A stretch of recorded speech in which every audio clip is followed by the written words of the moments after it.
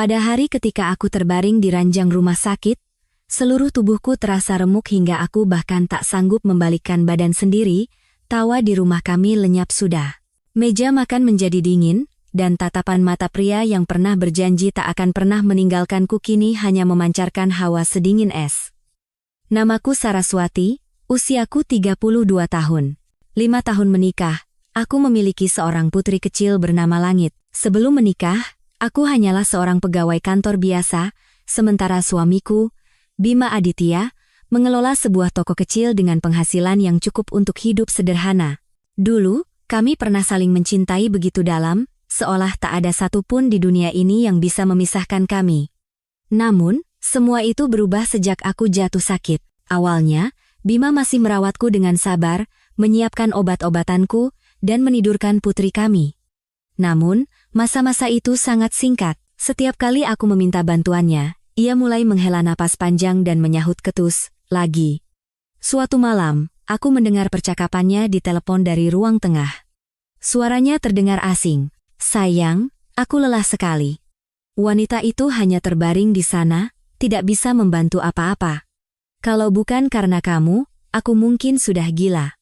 Aku terbaring di kamar, mencengkeram selimut erat-erat. Air mata mengalir deras membasahi bantalku. Setiap kata-katanya serasa bilah pisau yang mengiris jantungku. Keesokan paginya, aku memanggilnya ke kamar. Sambil menatap lurus ke mata pria yang pernah menjadi duniaku, aku hanya mengucapkan satu kalimat. Kita cerai saja. Ia tidak terkejut. Setelah terdiam sejenak, ia mengangguk ringan, seolah baru saja melepaskan beban yang sangat berat. Kamu serius? Dalam keadaan begini, kamu minta cerai? Pertanyaan itu bukan berisi kekhawatiran, melainkan cemoohan. Aku hanya diam dan memalingkan wajah. Tak ada lagi kata-kata yang perlu diucapkan. Suami yang pernah bersumpah akan mencintaiku selamanya telah meninggalkanku di saat aku paling membutuhkannya. Orang tuaku, begitu mengetahui hal ini, menangis hingga air mata mereka kering seraya menyalahkan kebodohanku. Orang bercerai itu saat sehat, Saras. Mana ada orang yang tega menceraikan istrinya yang sedang sakit parah begini? Namun, aku tidak bisa lagi hidup seperti bayangan. Tubuhku mungkin lumpuh, tapi jiwaku tidak boleh ikut hancur. Aku pergi membawa Langit. Tanpa memberitahu siapapun, bahkan Bima sekalipun, aku diam-diam menghilang dari rumah yang dulu penuh kenangan, namun kini terasa sedingin ruang tunggu rumah sakit. Aku menyewa sebuah kontrakan petak di gang sempit di pinggiran Jakarta. Dinding berjamur, langit-langit kotor, dan bau apek yang menyelinap masuk setiap malam. Di atas ranjang kayu yang berderit, aku memeluk Langit, sering terjaga oleh suara bising motor yang tak kukenal. Malam itu, aku tidak bisa tidur, bukan karena sakit, melainkan karena sebuah rencana yang mulai tersusun di kepala. Sebuah rencana yang belum pernah terpikirkan oleh siapapun. Aku berhasil mendapatkan pekerjaan sebagai petugas kebersihan di sebuah klinik swasta. Pekerjaan fisik itu sungguh berat hingga napasku terasa sesak, tetapi aku merasa hidup kembali. Di sini, tak ada yang tahu bahwa aku adalah wanita yang dicampakkan suamiku. Aku bisa memulai segalanya dari awal. Meskipun sederhana, aku menjadi diriku sendiri yang bebas. Aku rutin menjalani fisioterapi, menahan sakit demi setiap gerakan kecil yang berhasil kulakukan. 3 bulan kemudian, aku bisa berjalan dengan bantuan kruk. 6 bulan kemudian, aku sudah bisa mengendarai sepeda motor. Namun, aku tetap berpura-pura lemah. Aku tidak mengunggah apapun di media sosial dan tidak memberitahu siapapun tentang kesembuhanku. Aku butuh waktu. Waktu dalam keheningan untuk mempersiapkan hari di mana Bima akan menghadapi kebenaran. Aku menemukan buku tabungan lama yang kusimpan. Itu adalah dana darurat yang diam-diam kukumpulkan selama beberapa tahun pernikahan kami. Setiap kali menerima bonus, aku tidak menghabiskannya untuk belanja, melainkan memasukkannya ke rekening itu. Suatu kali, Bima pernah bertanya sambil bercanda, "Kenapa kamu menabung seperti orang pelit begitu?" Aku hanya tersenyum. Perempuan harus mempersiapkan masa depan. Ia menepis tanganku. Jangan khawatir berlebihan. Cukup percaya padaku saja. Dulu, aku benar-benar mempercayai kata-katanya. Kini, sambil memandang buku tabungan di tanganku, aku menghela napas ringan. Setelah digabungkan dengan sedikit uang dari orang tuaku yang menjual tanah di kampung halaman, Jumlahnya cukup untuk membayar uang muka sebuah rumah sederhana di Depok. Tidak besar dan tidak mewah, tetapi itu adalah ruang milik kami berdua, tempat aku dan langit bisa memulai hidup baru. Saat melihat rumah itu, agen properti bertanya, "Mau atas nama sendiri atau nama bersama, Bu?" Aku terdiam sejenak. Nama Bima melintas di benakku, tetapi aku menggeleng. Atas nama saya sendiri. Aku tidak ingin balas dendam atau merebut apapun darinya. Aku hanya ingin menunjukkan padanya bahwa wanita yang pernah dianggapnya sebagai beban kini bisa berdiri tegak dengan kedua kakinya sendiri. Aku menelepon Rina, sahabatku sejak kuliah yang kini bekerja sebagai fisioterapis. "Rin, aku butuh bantuanmu." "Ada apa?" Serius sekali kedengarannya. "Aku harus pura-pura lumpuh beberapa bulan lagi." Rina nyaris menjatuhkan ponselnya. "Apa? Kamu sudah gila. Aku tidak butuh rekam medis palsu. Aku hanya ingin kamu sesekali mendorong kursi rodaku ke klinik. Akan lebih baik jika ada kenalan Bima yang melihat." Rina terdiam, kehabisan kata-kata. "Sebenarnya apa yang mau kamu lakukan, Saras?" Aku menceritakan semuanya, tanpa keluh kesah atau kemarahan, hanya bercerita dengan tenang seolah tentang orang asing yang pernah singgah dalam hidupku. Setelah hening cukup lama, Rina berbisik seperti angin, "Baiklah, tapi hanya 3 bulan. Setelah itu, hentikan semua ini dan hiduplah untuk dirimu sendiri." Aku mengangguk. Aku pun memulai sandiwaraku. Aku membeli sebuah kursi roda tua dan sengaja membuat suaraku terdengar lemah dan bergetar di telepon. Setiap kali teman-teman menanyakan kabarku, aku berpura-pura sedih. Aku tidak apa-apa, hanya kasihan pada langit. Masih sekecil itu, ibunya sudah begini. Aku tahu kata-kata itu akan sampai ke telinga Bima. Aku sangat mengenalnya. Ia pria yang gengsinya tinggi, tetapi juga penuh rasa ingin tahu. Terlebih lagi, setiap bulan ia hanya mengirimkan uang nafkah sebesar Rp500.000, tidak lebih dan tidak kurang, tanpa pernah menelepon. Aku yakin, cepat atau lambat ia akan mencariku. 3 minggu kemudian, dugaanku terbukti benar. Pagi itu, saat sinar matahari terasa hangat, aku baru saja mengantar langit ke TK dan sedang memotong bawang untuk makan siang. Tiba-tiba bel pintu berbunyi. Aku menghentikan gerakanku. Dari celah jendela, aku melihat ke halaman kecil. Bima berdiri di sana. Di sebelahnya, seorang wanita muda mengenakan gaun merah menyala dan menenteng tas bermerek sedang memandangi teras rumah kami seperti pengunjung pameran. Aku menggigit bibir, merapikan rambutku, dan mengenakan kemeja yang pantas. Tanpa kursi roda maupun kruk, aku berjalan dengan kedua kakiku yang sudah pulih sejak 6 bulan lalu dan membuka pintu. Begitu aku membuka pintu, Bima membeku. Matanya membelalak, mulutnya sedikit terbuka seolah ingin mengatakan sesuatu. Wanita yang bersamanya menatapku dari ujung kepala hingga ujung kaki dengan curiga. "Saras, kamu bisa berjalan?" Aku tersenyum tipis dan mengangguk ringan. "Iya, sudah cukup lama." "Ada perlu apa kalian kemari?" Suaraku terdengar sopan, tetapi datar, seperti menyapa kenalan lama yang tak sengaja bertemu di pasar. Ia memandang sekeliling. Rumah yang bersih, tanaman bugenvil yang merambat di teras, suasana yang tenang. "Kamu benar-benar tinggal di sini?" "Iya, atas nama kami berdua." Wanita muda yang bernama Yuna itu mulai tidak sabar. "Mas, ayo pergi, nanti kita terlambat." Namun, Bima masih berdiri di sana, tak bisa menyembunyikan rasa kaget dan keterasingannya saat menatapku. "Kenapa kamu tidak memberitahuku kalau sudah sembuh? Kenapa kamu menyembunyikannya?" Aku tertawa kecil. "Apakah saya begitu penting sampai harus melapor pada Anda? Bahkan sebelum perban saya dilepas, sudah ada orang lain di sisi Mas, kan?" Bima terdiam. "Kalau kalian datang untuk pamer pacar baru, sebaiknya tidak usah. Saya tidak menerima tamu seperti itu." Aku menutup pintu. Tidak membantingnya. Hanya menutup pintu tua yang berbau jamur itu dengan tenang dan tegas. Aku berbalik dan masuk ke dalam. Hatiku terasa sangat damai. Tanpa amarah atau kesedihan, seringan membersihkan debu tebal yang telah lama mengendap di hatiku.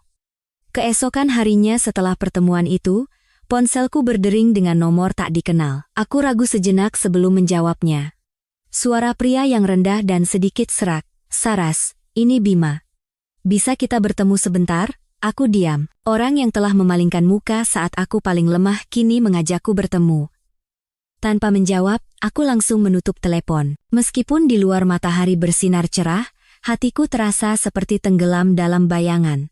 Beberapa hari kemudian, aku berjalan-jalan di taman dekat kompleks perumahanku. Itu adalah kebiasaan pagiku, menikmati udara segar sebelum mulai bekerja. Di seberang jalan, di balik pohon beringin tua, aku melihat seorang pria berdiri. Itu dia. Bima. Ia tidak mengatakan apa-apa, tidak juga melangkah mendekat, hanya memandangi rumah kecil tempatku tinggal. Pak Satpam menghampiriku dan berbisik, "Bu Saras, Mas itu sudah beberapa hari menunggu di sana. Katanya hanya ingin bicara 15 menit saja." Aku menatap ke arahnya, tanpa amarah atau dendam, hanya ada sedikit rasa nyeri di sudut hatiku. Namun, aku tidak mendekat atau berkata apa-apa. Aku hanya berbalik dan terus berjalan. Sore itu Rina, sahabatku, menelepon. "Hei, tebak siapa yang barusan datang ke klinik?" Aku tertawa. "Bima Aditya." Tepat sekali. Awalnya dia basa-basi menanyakan apa aku kenal orang bernama Saraswati. Ujung-ujungnya, dia sampai mengeluarkan fotomu dan memastikan apa benar kamu sudah bisa berjalan lagi. Aku tertawa terbahak-bahak, bukan tawa gembira, melainkan tawa seolah sedang mendengar cerita orang lain. "Lalu kamu jawab apa?" Aku hanya balik bertanya. Saya hanya penasaran, apa yang ada di pikiran seorang pria yang bisa berkencan dengan wanita lain hanya beberapa minggu setelah istrinya melewati masa kritis? Dia langsung membeku. Tidak bisa berkata apa-apa. Malam itu, kotak masuk pesanku penuh dengan pesan dari Bima. Ia menulis panjang sekali, terpanjang yang pernah kulihat darinya. "Aku sudah bertanya kemana-mana dan baru tahu kalau kamu sudah lama sembuh, tapi kamu menyembunyikannya dariku. Apa kamu mau balas dendam?" Aku membaca baris demi baris sambil tersenyum tipis. Balas dendam? Tidak. Aku tidak perlu merendahkan diriku sejauh itu. Aku tidak hidup untuk kebencian. Aku hanya ingin satu hal. Aku ingin ia melihat bahwa aku, yang pernah ia campakkan saat tak berdaya, kini telah bangkit dengan kakiku sendiri, lebih kuat dan lebih bijaksana, tanpa bantuan siapapun. Aku membalas pesannya dengan perlahan dan jelas, dalam satu baris. "Itu hanya sebuah ujian. Untuk melihat apakah kamu akan tetap di sisiku jika suatu hari aku kehilangan segalanya, dan kamu gagal begitu cepat." Begitu cepatnya sampai aku bahkan tidak sempat merasa kecewa. Setelah itu, tidak ada lagi pesan darinya. Tidak ada permintaan maaf, tidak ada pembelaan. Mungkin ia sadar, kata-kata apapun yang diucapkannya sekarang hanya akan memperburuk hubungan yang sudah retak. Aku duduk di dekat jendela, memandangi langit yang sedang menggambar. Anak itu dengan serius mewarnai gambar sebuah rumah kecil, beberapa orang lidi, dan seorang ibu yang bergandengan tangan dengan anaknya. "Mama, lihat. Rumah kita bagus, kan?" Aku memeluk putriku erat-erat. Aku tidak butuh pengakuan dari seluruh dunia bahwa aku kuat. Cukup langit tahu bahwa kami berdua akan selalu bersama. Hanya dengan itu, kami bisa melewati badai apapun. Suatu sore di awal musim kemarau, angin sepoi-sepoi masuk melalui jendela, membawa aroma daun kering dari halaman. Saat sedang merapikan meja belajar langit, aku mendengar ketukan di pintu. Ternyata Pak Pos langganan komplek. Di tangannya ada sebuah amplop berwarna kuning pucat. "Bu Saras." Ada surat. Tidak ada nama pengirimnya. Tapi tulisannya sepertinya tidak asing. Aku tertegun sejenak melihat tulisan untuk Saraswati di bagian depan amplop. Tulisan tangan yang lembut namun bergetar, menyiratkan emosi. Perasaan aneh merayap di hatiku, seolah menyentuh kepingan kenangan lama yang kukira telah kulupakan. Aku duduk di kursi dekat jendela dan membuka amplop itu. Aroma kertas tua dan tinta yang sedikit luntur tercium samar. Saat melihat nama yang tertera di akhir surat, aku kehilangan kata-kata. Itu adalah Ibu Sumiarti, Ibu Bima. Sejak hari aku pergi membawa langit, ia tidak pernah sekalipun menelepon, menanyakan kabar, atau membelaku. Tapi hari ini, ia menulis surat. "Saras, mungkin kamu tidak mau membaca surat ini, tapi ibu sudah banyak berpikir dan setelah ragu cukup lama, akhirnya ibu memberanikan diri menulis." Aku menggigit bibir. Tenggorokanku tercekat. "Sejak hari kamu pergi, ibu tahu segalanya. Ibu tahu kamu dirawat di rumah sakit, dan ibu tahu Bima punya wanita lain, tapi ibu tidak mengatakan apa-apa. Ibu diam. Ibu takut rumah tangga kalian hancur, takut menjadi bahan omongan orang, dan takut menghadapi diriku sendiri. Aku meremas surat itu. Ujung hidungku terasa perih. Ibu tidak menyalahkanmu karena bercerai. Ibu hanya menyesal telah kehilangan menantu sebaik dan sepengertian kamu, yang tidak pernah mengeluh. Ibu mendengar kabar tentang di mana dan bagaimana kamu hidup dari kenalan. Ibu senang sekaligus sedih mendengar kamu baik-baik saja. Surat ini bukan untuk membela diri atau meminta maaf. Ibu hanya ingin bertanya, jika memungkinkan, bisakah kamu mengizinkan ibu bertemu cucu ibu? Langit, sekali saja? Hanya sekali saja, sampai di situ, aku meletakkan surat itu. Air mata tidak keluar, tetapi dadaku terasa berat seolah ditindih batu. Dulu, aku menganggapnya tidak peduli. Saat aku terbaring sakit, ia pernah berkata, setiap perempuan pasti pernah sakit. Kalau bisa urus diri sendiri, ya urus saja, jangan merepotkan laki-laki. Kata-kata itu melukaiku sampai ke tulang. Namun, kini saat membaca tulisan tangannya yang canggung namun tulus itu, aku sadar bahwa ia juga hanyalah seorang perempuan lain yang sedang belajar mencintai dengan caranya sendiri, dengan lambat dan terlambat. Sore itu, aku membawa Langit ke taman dekat rumah lamaku. Dari kejauhan, aku memandangi rumah yang pernah menjadi tempatku bernaung. Rumpun bugenvil masih menjuntai di atas teras. Di sudut halaman, sepeda tuanya terparkir, dan jendela di lantai atas sedikit terbuka. Mungkin ia sedang minum teh, seperti biasanya. Mama, kenapa kita di sini? Langit menatapku dengan mata bulatnya. Aku memeluk putriku. Mama hanya ingin melihat lagi tempat tinggal Mama dulu. Lalu kapan kita pulang ke rumah baru kita? Sebentar lagi, sayang. Rumah kita adalah tempat di mana Mama dan Langit bersama, kan? Ingat? Anak itu tertawa riang dan mengangguk kencang. Aku paling suka rumah kita. Malam itu, aku menulis surat, bukan untuk dikirim, melainkan untuk merapikan dan mengubur semua dendamku. Ibu, mungkin diamnya ibu adalah sebuah kesalahan. Tetapi, saya juga bersalah karena tidak melihat ibu cukup dalam untuk memahami bahwa ibu juga hanyalah seorang wanita yang rapuh dengan caranya sendiri. Saya memaafkan bukan karena ibu pantas dimaafkan, tetapi karena hati saya pantas untuk merasa ringan. Saya akan membawa Langit berkunjung, bukan karena ibu adalah ibu dari orang yang telah menyakiti saya, tetapi karena ibu adalah nenek dari seorang anak yang juga butuh kasih sayang. Pada Sabtu sore, aku memakaikan Langit gaun putih dengan motif bunga-bunga kecil dan mengikat rambutnya menjadi 2 kepang yang rapi. Anak itu bertanya dengan gembira, "Mama, kita mau kemana sampai harus diajari memberi salam sopan begini?" Aku membungkuk dan mengelus kepalanya. Kita akan bertemu seseorang yang sangat penting. Dulu, beliau adalah keluarga Mama, dan selamanya akan menjadi nenek Langit. Anak itu tidak bertanya lebih jauh dan menggandeng tanganku. Matanya berbinar penuh harap, seolah akan pergi piknik. Rumah lama itu tidak banyak berubah. Satu-satunya yang berbeda adalah kini aku tidak lagi merasa sesak saat memandangnya. Pagar kayu bercat putih itu masih terkelupas di beberapa bagian, dan rumpun bugenvil menjuntai dengan warna ungu pekat, seolah waktu yang usang menggantung di sudut halaman. Saat aku menekan bel, tak lama kemudian pintu sedikit terbuka. Ibu Sumiarti berdiri di sana. Mengenakan daster berwarna pudar, rambutnya terlihat lebih putih dari sebelumnya, dan di tangannya melingkar tasbih kayu yang tak asing. Kami saling pandang selama beberapa detik, tak ada yang bersuara. Keheningan itu dipecahkan oleh Langit. "Nenek, nama saya Langit. Selamat sore." Ibu Sumiarti sedikit tersentak, lalu matanya memerah. Ya ampun, persis sekali seperti Bima waktu kecil. Seperti pinang dibelah 2. Aku mendorong Langit pelan ke halaman, sementara aku berhenti sejenak di ambang pintu, seolah meminta izin untuk memasuki masa lalu sekali lagi. Ia menatapku.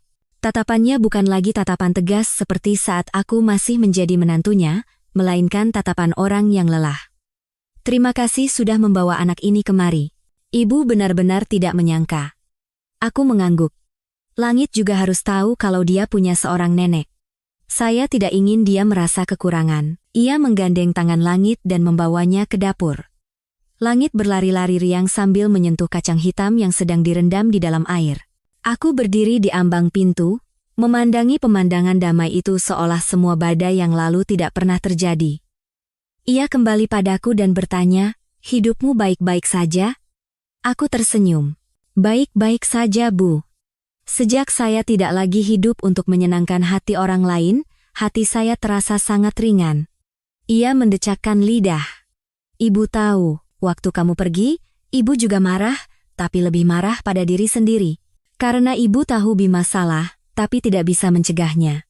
Aku tidak berkata apa-apa, hanya memandangi tangannya yang bergetar saat meletakkan cangkir teh di meja. Tangan yang dulu terasa dingin itu kini tampak begitu rapuh. Saat kami akan pulang, Langit memegang tangannya. "Nenek, besok aku boleh main ke sini lagi?" "Ceritakan tentang ayah waktu kecil." "Ya." Ia terdiam, lalu menoleh padaku. Tatapannya seolah bertanya, "Bolehkah?" Aku membungkuk untuk merapikan jaket Langit dan berkata, "Asalkan tidak ada yang menanamkan hal-hal buruk di kepala anak ini. Saya rasa, dia tidak perlu tahu masa lalu saya yang menyakitkan, cukup dia merasa disayangi." Ibu Sumiarti mengangguk pelan. "Nenek janji." Malam itu, aku berbaring sambil mendengarkan suara angin yang menyelinap masuk melalui jendela.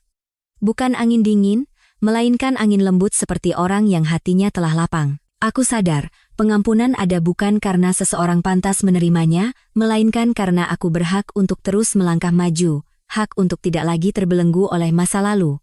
Seperti biasa, Senin pagi aku mengantar Langit ke TK. Anak itu duduk di belakang, menyenandungkan lagu balonku, ada 5 sambil menggambar dengan jarinya di punggungku. Di depan gerbang TK, aku menghentikan motor dan melepaskan helm anakku. Saat aku sedang membungkuk untuk menyesuaikan helmnya, terdengar suara memanggil dari belakang. "Langit." Aku terdiam dan menoleh. Itu Bima Aditya. Ia berdiri di samping gerbang TK, tangan di saku celana, menatap putrinya seolah mencari sesuatu di wajah anak itu. Namun, Langit justru bersembunyi di belakangku dan bertanya dengan suara kecil, "Mama, siapa dia?" Bima mendekat, mencoba tersenyum. "Tidak ingat ayah, Langit?" "Ini ayah, Bima." Langit menatapnya dengan mata bulat, lalu menggeleng pelan. "Tidak kenal." Satu kata itu membuat hatiku sakit. Bukan karena sisa perasaan, tetapi karena aku mengira setidaknya ada sedikit kenangan di sudut hati anak itu tentang pria yang pernah memeluknya setiap malam. Ternyata tidak. Langit telah lupa. Secara alami, seolah orang itu tidak pernah ada. Aku membungkuk dan berbisik pada anakku, "Masuk ke kelas dulu, ya. Mama mau bicara sebentar, nanti Mama jemput." Langit mengangguk dan berjalan pergi tanpa menoleh ke belakang. Aku berbalik menghadap Bima. "Ada urusan apa di sini?" "Aku rindu Langit. Nanti setelah pulang sekolah, aku mau ajak dia makan enak." Aku menghela napas. "Kenapa baru sekarang ingin bertemu?" "Aku tahu aku salah, Saras. Kalau ada kesempatan, aku ingin memulai lagi. Bukan untukmu, tapi untuk anak kita." Aku terdiam sejenak, lalu menatap lurus ke matanya. Anak ini tidak butuh ayah yang baru mau berperan setelah merasa bersalah. Dia butuh orang yang akan selalu ada, entah saat hujan atau panas, entah saat dia sakit atau sehat. Bima menunduk, "Aku tahu. Tapi kamu tidak bisa melarangku bertemu anakku." Aku tertawa kecil. "Benar, kamu benar. Aku tidak bisa melarangmu. Tapi aku punya hak untuk melindungi putriku dari hubungan yang setengah-setengah. Kalau kamu serius, mulailah dengan mengirim kartu ucapan di hari ulang tahunnya. Datanglah tepat waktu saat dia ada pertunjukan di sekolah, dan dengarkan cerita-ceritanya yang tidak penting tentang boneka. Jangan muncul seperti tamu, dan menghilang seperti orang asing." Bima hanya berdiri di sana, terdiam. Mungkin ia sedang memikirkan waktu yang telah hilang, atau mungkin mencari-cari alasan. Tapi aku tidak memberinya kesempatan. "Dulu kamu bilang aku ini beban. Sekarang, putriku bukan lagi beban yang ringan. Dia butuh seseorang yang menetap, bukan seseorang yang datang saat senggang." Aku berbalik dan berjalan menuju motorku yang tua. Dari belakang, tidak terdengar suara langkah kaki yang mengikutiku. Tak ada lagi kata-kata. Hanya angin sepoi-sepoi yang menyapu sesuatu yang baru saja jatuh di jalanan. Mungkin itu adalah serpihan harapan terakhir yang tersisa di mata pria itu. Malam itu, Langit bertanya padaku. Mama, Om yang tadi pagi itu siapa? Aku mengelus kepalanya. Seseorang yang dulu kenal Mama, tapi sekarang sudah tidak penting lagi. Langit mengangguk, lalu memeluk bantalnya dan berbalik menghadap dinding. Sesaat kemudian, ia berkata lirih, aku cuma butuh Mama. Aku mencengkeram selimut erat-erat. Mataku terasa panas. Bukan karena sakit, tetapi karena aku sadar bahwa kini aku tidak boleh hancur. Aku adalah satu-satunya penopang bagi putriku. Di akhir pekan, aku menitipkan langit pada sahabatku dan memutuskan untuk menikmati waktu sendiri. Aku butuh ruang untuk bernapas. Aku mampir ke kedai kopi langgananku di sebuah gang kecil. Tempat yang tidak ramai, tanpa musik yang bising, hanya suara angin yang berdesir di antara tanaman hias di balik jendela kaca. Aku memesan segelas kafe latte, mengambil buku usang yang belum selesai kubaca, dan duduk di dekat jendela, tempat sinar matahari masuk dengan lembut seolah meresap ke dalam hati. Aku begitu larut dalam bacaan hingga tidak sadar sejak kapan ada orang yang duduk di seberangku. Sesaat kemudian, saat aku tanpa sengaja mengangkat kepala, mata kami bertemu. Seorang pria seusiaku, kemejanya digulung hingga siku, mengenakan kacamata berbingkai tipis, sedang membaca buku tua berwarna coklat. Tatapannya tenang dan pendiam, tetapi tidak dingin. Ia mengangguk ringan untuk menyapa. Aku pun membalas dengan anggukan kecil sebagai formalitas, tak ada yang memulai percakapan. Masing-masing dalam dunianya, dalam keheningan. Namun, udara di antara kami sama sekali tidak terasa canggung. Bahkan setelah pulang ke rumah hari itu, hatiku terasa aneh. Bukan karena ia begitu istimewa, melainkan karena ini adalah pertama kalinya dalam beberapa tahun aku bertemu seorang pria yang membuatku ingin menoleh untuk kedua kalinya. Seminggu kemudian, aku kembali ke kedai kopi itu, ke tempat yang sama, dan ia juga ada di sana. Kali ini, aku yang lebih dulu menyapa, sepertinya Anda sering duduk di sini. Ia menutup bukunya dan tersenyum. Iya, kedai ini tenang, dan mereka tidak menyajikan kopi dengan terburu-buru. Aku tertawa. Jarang sekali ada yang memuji karena kopinya tidak disajikan dengan terburu-buru. Anda sedang membaca buku apa? Minggu lalu sepertinya buku berwarna coklat. Ia menyodorkan buku yang sedang dibacanya. Buku puisi. Karya Sapardi Djoko Damono. Banyak kalimatnya yang terdengar rumit, tetapi jika dibaca dengan saksama, ada kesedihan yang indah di dalamnya. Aku terkejut. Jarang sekali ada orang yang membaca puisi di zaman sekarang. Kukira pria zaman sekarang hanya membaca berita atau artikel ekonomi. Ia tertawa. Saya juga membaca surat kontrak sewa kantor setiap hari. Jadi di akhir pekan, saya hanya ingin membiarkan pikiran saya bermain sedikit lebih bebas. Kami berbincang lebih banyak. Tidak terlalu akrab, tetapi juga tidak canggung. Aku tahu namanya Arya Wicaksana, seorang arsitek yang bekerja tak jauh dari sana. Ia menyukai kedai kopi ini karena suasananya yang tenang dan pencahayaannya yang lembut seperti sinar matahari dalam lukisan cat air. Aku tidak banyak bercerita tentang diriku. Hanya mengatakan bahwa aku bekerja dari rumah dan punya seorang putri yang masih TK. Ia tidak bertanya lebih jauh, tetapi aku tahu dari tatapannya bahwa ia mendengar lebih dari yang kuucapkan. Suatu hari, aku kelupaan membawa dompet dan merasa panik. Arya mengulurkan tangan, biar saya yang bayar. Anda bisa traktir saya kopi lain kali. Aku hendak menolak, tetapi di matanya sama sekali tidak ada kesan merendahkan. Ia hanya terlihat seperti orang yang terbiasa menolong tanpa pamrih. Malam itu, aku bercerita pada Rina. Sepertinya aku mulai goyah. Rina tertawa. Goyah karena berdebar atau takut terluka lagi? Aku terdiam. Benar, aku takut. Takut perasaan yang baru mulai tumbuh ini akan hilang seperti kabut saat fajar. Tapi aku juga ingin mencoba percaya sekali lagi. Haruskah aku puas dengan kenyataan bahwa hanya ada satu pria yang telah menghancurkan hidupku? Pertemuan di kedai kopi kecil itu berlanjut dengan ringan tanpa kecanggungan. Setidaknya sekali seminggu, aku bertemu Arya. Ia tetap duduk di tempatnya, kadang membawa beberapa buku tua, kadang hanya minum kopi tanpa gula sambil memandangi jalanan. Aku tidak bertanya apa yang sedang ia cari, dan aku juga tidak mengatakan bahwa aku telah lama menanti orang sepertinya. Suatu Rabu sore, aku tiba di kedai lebih lambat dari biasanya. Arya sudah duduk di sana, dan di atas meja ada 2 cangkir kopi. Ia mengangkat kepala dan tersenyum lembut. Saya pikir Anda akan datang hari ini. Sebelum aku sempat berkata apa-apa, ia mengeluarkan selembar koran tua dan meletakkannya di atas meja. Aku tertegun membaca judul besar di bagian atasnya. Dosen wanita lumpuh akibat kecelakaan, suami ajukan gugatan cerai setelah 6 minggu perawatan. Artikel itu terbit beberapa tahun lalu, fotonya buram, tetapi aku tahu itu adalah aku. Tanpa menatap Arya, aku menyesap kopi yang sudah dingin dengan tenang. Jadi, Anda sudah tahu. Arya mengangguk ringan. Saya tidak sengaja tahu saat menanyakan kabar seorang teman lama. Maaf jika hal ini membuat Anda tidak nyaman. Aku tersenyum. Tidak apa-apa. Saya hanya sedikit kaget karena Anda tidak bertanya apa-apa.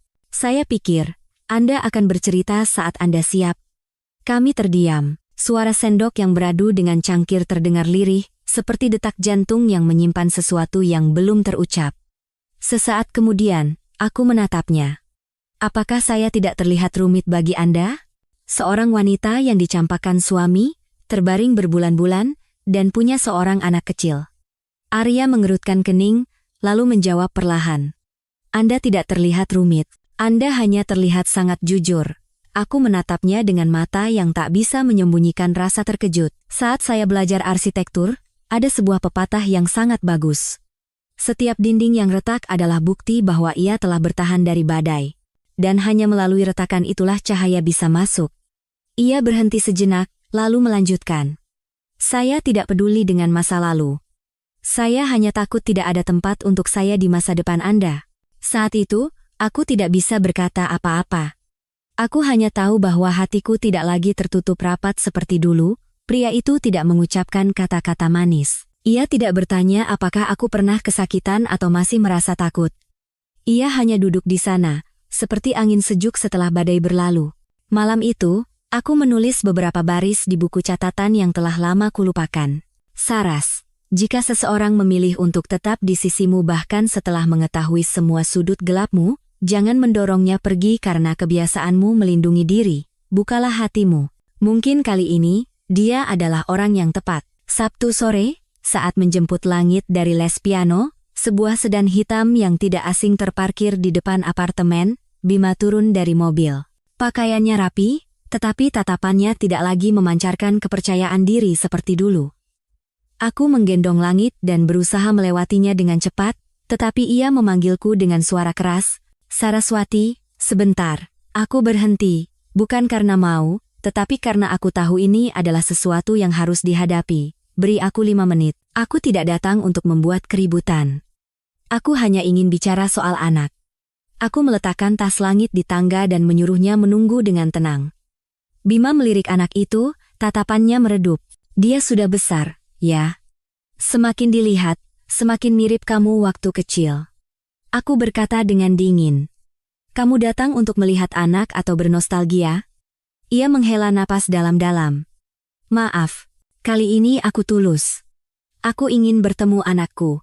Beberapa hari dalam sebulan, mungkin, aku terdiam. Selama bertahun-tahun ia tidak pernah menanyakan kabar, tidak memberi nafkah, tidak pernah bertanya apakah Langit sakit atau bagaimana sekolahnya. Sekarang, ia ingin berperan sebagai ayah seolah itu adalah haknya? Aku mengepalkan tangan. Ingin berperan sebagai ayah? Apa artinya ayah bagimu? Seseorang yang ikut bertanggung jawab. Seseorang yang punya hak untuk mencintai anaknya. Aku tertawa, tetapi mataku sama sekali tidak tersenyum.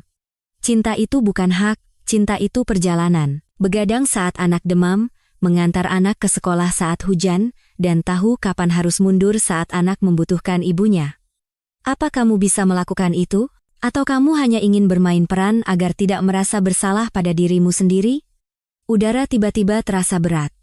Tepat pada saat itu, Arya datang. Ia berdiri di sampingku dan meletakkan tangannya dengan ringan di bahuku. Ia tidak berkata apa-apa, tetapi tatapannya tidak menghindar dan lurus menatap Bima. Siapa dia? Bima bertanya dengan suara rendah. Aku menjawab singkat. Temanku. Orang yang ada di sisi kami saat kamu menghilang. Bima menggigit bibir. Aku bisa melihat dengan jelas kilat cemburu dan benci di matanya. Oh, jadi sudah ada pria baru. Cepat sekali. Aku menatapnya dengan tenang. Cepat atau lambat, tidak secepat kamu yang membawa wanita lain ke rumah saat aku masih terbaring sakit, keheningan yang berat menyelimuti. Langit yang berdiri di sampingku menarik tanganku dan bertanya lirih, "Mama, boleh kita pulang sekarang?" Aku membungkuk dan mengelus kepala anakku. "Ayo, sayang. Malam ini Mama masakan makanan kesukaanmu." Aku mengambil tas, menggandeng tangan anakku, dan berbalik.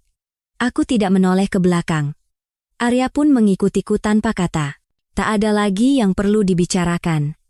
Pria yang tahu cara mendengarkan tidak perlu bertarung untuk bisa berdiri di sisi wanita yang kuat. Malam itu, sebuah pesan masuk ke ponselku dari nomor Bima.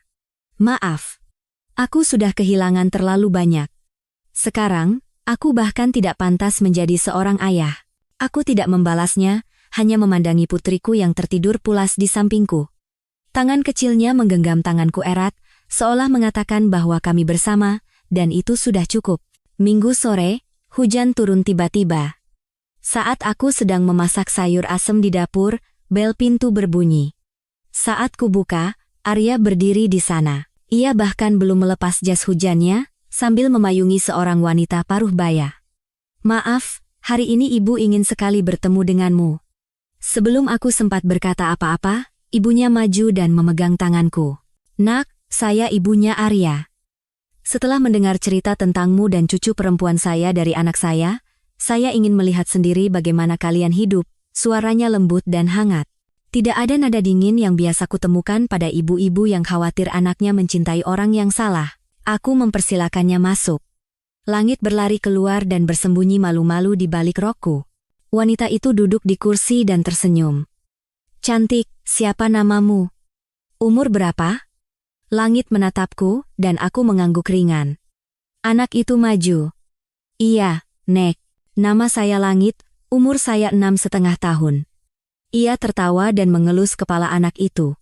"Nama yang indah sekali. Langit itu seperti bunga, harus selalu mekar, ya." Makan malam hari itu tidak mewah. Hanya ada sayur asem, ikan goreng, dan beberapa lalapan, tetapi ia makan dengan lahap tanpa sungkan. "Masakanmu enak sekali. Jauh lebih enak daripada restoran yang kadang Arya ajak." Aku tersenyum kecil. Aku tidak menyangka seorang wanita kota bisa sesederhana ini. Setelah makan, ia bersikeras ingin membantuku mencuci piring. Aku menolaknya, tetapi ia berkata, "Biarkan saja, ibu ingin melihatmu lebih dekat." Saat aku menoleh, ia berkata perlahan sambil mengelap piring, "Dulu, ibu juga membesarkan Arya sendirian." Setelah ayahnya pergi, aku terkejut. Mas Arya tidak pernah cerita. Dia memang tidak suka bicara soal masa lalu. Tapi mungkin karena tidak pernah merasakan kasih sayang seorang ayah, dia jadi tahu cara menghargai seorang ibu yang berjuang sendirian. Saat dia bercerita tentangmu, aku tahu ini adalah wanita yang benar-benar ia cintai. Aku menggigit bibir agar tidak menangis.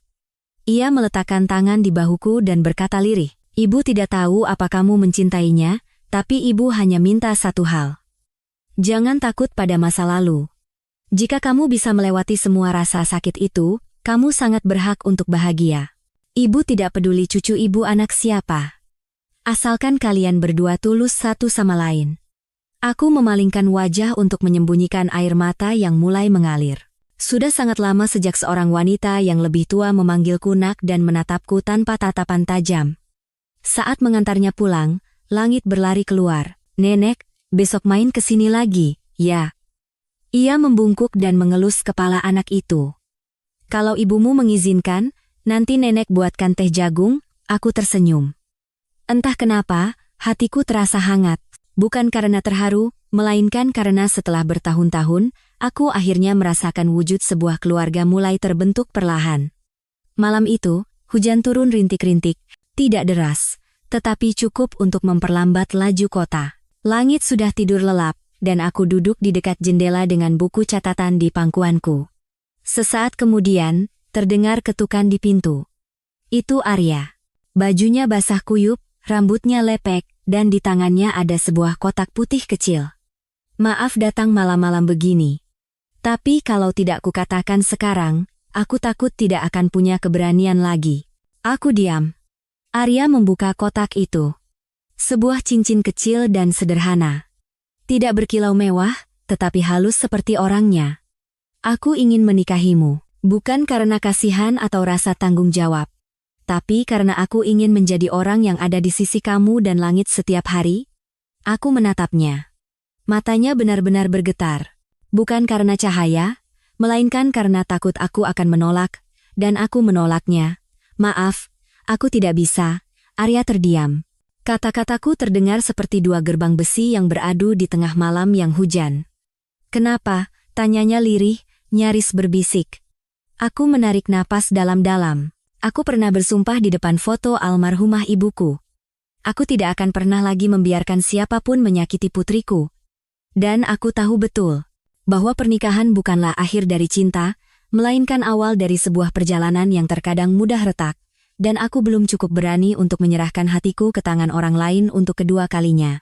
Arya hanya berdiri di sana, tanpa berkata apa-apa. Air hujan mengalir di wajahnya, membasahi telinganya, seolah ikut membasahi kata-kata yang terperangkap di hatinya. Aku tidak menolakmu. Aku menolak rasa takut di dalam diriku, kataku dengan mata yang mulai panas. Ia menutup kotak cincin itu. Tidak marah, tidak menyalahkan. Kamu tidak harus menjawab sekarang. Cukup kamu tahu bahwa aku akan ada di sini setiap hari, sampai kamu bisa percaya pada kebahagiaan lagi. Dan Arya berjalan pergi tanpa menoleh ke belakang. Aku berdiri di ambang pintu. Hujan masih turun dengan dingin, tetapi anehnya hatiku terasa hangat. Malam itu, aku menulis di buku harianku. Kebahagiaan tidak datang begitu saja, ia datang saat aku berani melangkah keluar dari rasa takut. Tapi untuk mengambil langkah itu, terkadang aku butuh lebih banyak waktu. Suatu sore saat menjemput langit dari les, anak itu lebih diam dari biasanya. Ia tidak menyanyi seperti biasa, tidak juga merengek minta mampir ke toko jus di tikungan jalan.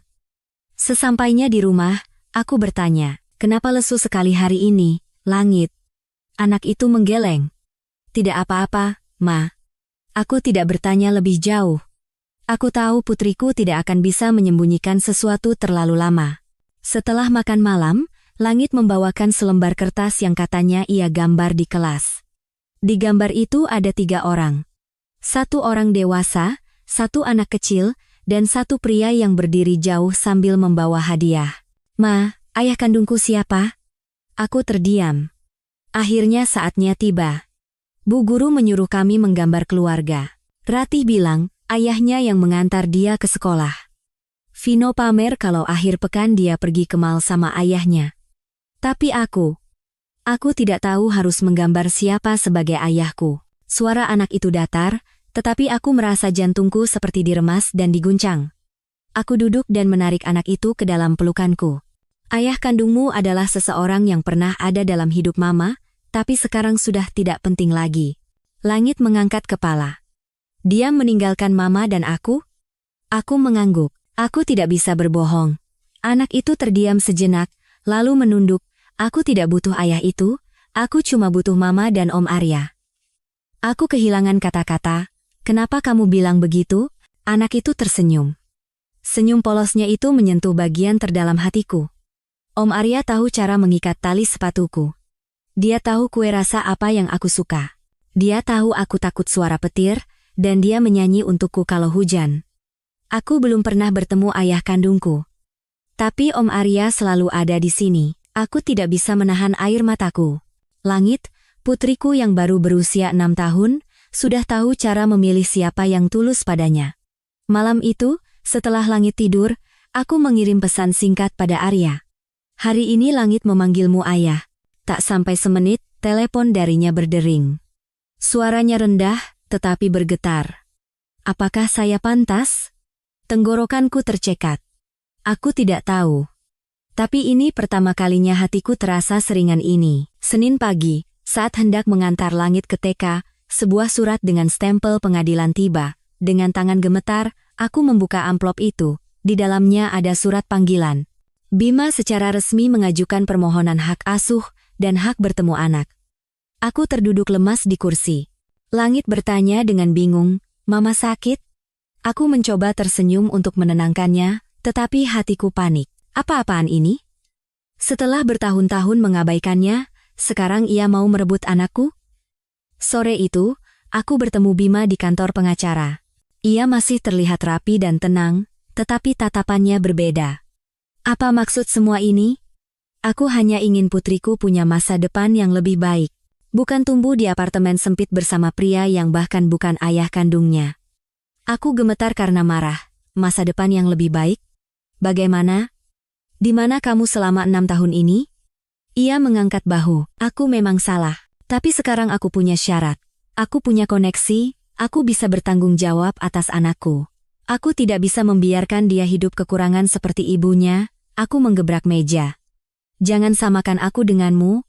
Kamu ingin merebut anak ini hanya untuk membuktikan sesuatu pada dirimu sendiri, bukan untuk langit. Anak bukan barang yang bisa dimiliki oleh orang yang syaratnya lebih baik. Aku pulang ke rumah dan tidak bisa tidur semalaman. Arya datang. Setelah mendengar ceritaku, ia hanya diam. Sesaat kemudian, ia berkata, "Aku akan menemanimu ke pengadilan. Ini bukan untuk bermain sebagai pahlawan. Aku hanya ingin kamu tahu bahwa kamu tidak lagi berjuang sendirian." Aku mengangkat kepala. Tanpa sadar, mataku sudah basah. Pria yang tidak memberi janji muluk-muluk, cukup dengan berada di sisiku saat aku paling lemah. Beberapa hari kemudian, sidang mediasi pertama digelar. Langit menjalani wawancara pribadi dengan petugas pengadilan untuk evaluasi psikologis. Aku cemas, dan Arya memegang tanganku erat di luar. Setelah wawancara, petugas itu keluar dan berkata, "Anak ini sangat stabil." Dia mengatakan dengan jelas bahwa ayah kandung hanyalah sebuah nama. Sedangkan ayah yang sebenarnya adalah orang yang menyanyikan lagu Nina Bobo saat dia demam. Hari itu hujan tidak turun, tetapi hatiku terasa berat seperti ditindih batu. Arya memegang tanganku sepanjang pagi. Kami hanya memandangi langit yang sedang menggambar di sudut ruang tunggu tanpa banyak bicara. Ekspresi anak itu anehnya sangat tenang. Sidang berlangsung di ruang sidang kecil. Di sebelah kanan, aku yang telah membesarkan anak ini selama 6 tahun. Di sebelah kiri, Bima, ayah di atas kertas. Di belakang, Arya duduk dengan tenang, memandangi anak itu. Hakim menanyakan segala hal. Tingkat pendapatan, lingkungan hidup, cara pengasuhan. Bima menjawab dengan lancar. Ia menyerahkan slip gaji, foto apartemen mewah, dan brosur sekolah internasional tempat ia akan memindahkan Langit jika hak asuh jatuh padanya. Lalu, dengan suara tegas, ia menatapku. Saya tidak memungkiri perjuangan Bu Saraswati. Tetapi yang dibutuhkan anak adalah masa depan. Ayah yang bisa bertanggung jawab, bukan kehidupan sementara dan pria yang tidak punya hubungan darah sama sekali. Aku tidak membantah. Aku hanya menyerahkan bukti satu persatu, catatan imunisasi, rapor, dan foto-foto di mana aku dan Arya selalu duduk di barisan depan setiap kali Langit tampil di sekolah. Saya mungkin tidak punya uang sebanyak bapak ini, tetapi saya selalu ada setiap kali anak saya membutuhkan saya. Di akhir persidangan, hakim bertanya pada Langit, "Kamu ingin tinggal dengan siapa?" Semua orang di ruang sidang menahan napas. Langit berdiri, dengan kedua tangan memegang erat gambar yang ia buat tadi pagi. Ia mendekati meja hakim dan menyerahkan gambar itu. "Ini rumah saya." Di gambar itu ada 3 orang, aku, Arya, dan Langit. Bukan rumah mewah atau mobil mahal, hanya sebuah rumah kecil dengan bunga di depan pintu, jemuran, dan ayunan. Saya memanggil Om Arya, Ayah. Karena setiap kali saya jatuh, dialah yang pertama kali berlari menolong saya, dan ayah kandung. Maaf, saya tidak membencinya, tapi saya tidak pernah melihatnya ada di samping Mama saat Mama sakit. Saya tidak mau berpisah dengan Mama. Tak ada yang bisa berkata-kata. Hanya terdengar isak tangis dari sudut ruang sidang. Bima, pria yang percaya uang bisa menebus segalanya, diam-diam menyeka air matanya. Hakim membacakan putusan. Pengadilan memutuskan hak asuh tetap pada ibu, dan ayah kandung diberi hak bertemu dengan syarat tidak mengganggu psikologis anak. Di luar ruang sidang, Bima menunggu. Aku menggendong Langit dan menghampirinya. Ia menatap anak itu dan berkata, "Ayah minta maaf." Langit menatapnya dan mengangguk ringan. "Tidak apa-apa. Kalau ayah mau, nanti aku gambarkan yang lain." Bima tersenyum sedih. "Iya, gambarkan saja sebatang pohon. Asalkan kamu terus berbunga." Aku tidak bisa lagi menahan air mataku. Bukan karena menang, tetapi karena akhirnya anak itu mendengar kata yang paling ia butuhkan dari orang yang pernah meninggalkannya, sebuah permintaan maaf. Hari ini adalah hari ulang tahun langit. Anak itu baru saja genap berusia 7 tahun. Aku bangun pagi-pagi untuk menyiapkan kue dan memasang balon di ruang tamu. Langit sudah bersemangat sejak pagi, tak sabar menunggu ayah Arya datang. Arya tiba dengan senyum cerah sambil membawa kotak hadiah. Wah, putri kita sudah besar, ya? Anak itu memeluknya dan berbisik, harus tepati janji, ya? Aku tidak begitu mendengar apa yang mereka bicarakan, tetapi aku melihat mata Arya berbinar lebih dari biasanya. Setelah makan kue dan berfoto, Arya memanggilku ke teras. Hari itu, sinar matahari terasa sangat indah. Sinar yang masuk melalui celah dedaunan terasa seperti tepukan lembut di bahu yang diberikan oleh kehidupan. Ia memegang tanganku dan berkata dengan sangat pelan, "Hari ini ulang tahun langit, tapi aku juga berharap ini menjadi hari di mana keluarga kita menjadi utuh." Lalu ia mengeluarkan sebuah kotak kecil. Masih cincin yang sama dari beberapa tahun lalu. Tetapi kali ini, ada satu cincin lagi yang lebih kecil untuk langit. Aku tidak bisa berjanji tidak akan membuatmu sedih. Tapi aku bisa berjanji akan menjadi orang yang ada di sisimu setiap kali kamu bersedih. Maukah kamu menjadi istriku, Saras? Aku hanya berdiri diam. Tidak menangis, tidak juga gemetar seperti dulu. Kali ini, aku tahu aku sudah siap. Iya, aku mau. Langit berlari keluar dari dalam sambil berteriak. Setuju, Yang Mulia Hakim. Saya juga setuju punya ayah dan ibu yang resmi. Kami bertiga saling berpelukan. Tak perlu pesta meriah atau perayaan besar. Hanya hati-hati yang pernah hancur kini perlahan sembuh di sisi satu sama lain. Sebulan kemudian, kami mengadakan pernikahan kecil. Di kedai kopi tua tempat Arya pertama kali mentraktirku kopi tanpa gula, tempat semua cerita ini dimulai, Bima juga datang.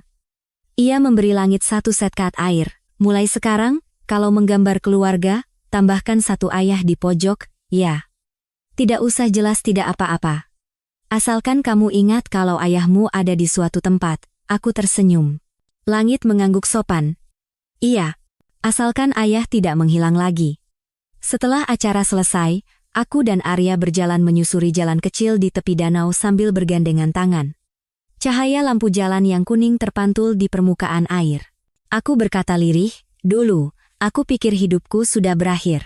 Ternyata, aku hanya berdiri di depan pintu baru, dan tidak punya keberanian untuk membukanya. Arya menggenggam tanganku dengan lembut. Sekarang pintu itu sudah terbuka, dan aku akan berjalan bersamamu sampai ke ujung lorong.